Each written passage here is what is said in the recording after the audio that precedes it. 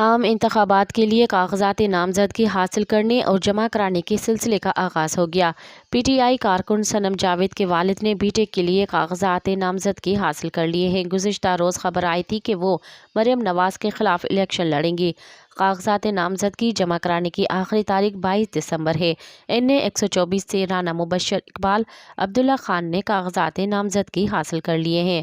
محمد مزمل، فہیم ٹھاکر سمیت دیگر امیدواروں نے کاغذات نامزدگی حاصل کیے۔ پاکستان مسلم لیگ نون کی جانب سے طاہر اقبال سندھو نے اقلیتی نشست کے لیے کاغذات نامزدگی جمع کرائے۔ راولپنڈی میں ان 53 کے کاغذات نامزدگی وصول کرنے کا سلسلہ جاری ہے۔ چودھری نثار نعیم، اعجاز قمر، اسلام اجمل صابر سمیت 21 امیدواروں نے کاغذات نامزدگی حاصل کر لیے۔ مزید خبرن ऐं तफ़सीलात लाइ विज़िट कयो असांजी वेबसाइट www.awamiNewsHD.com ऐं ॾिसंदा रहो अवामी न्यूज़ HD।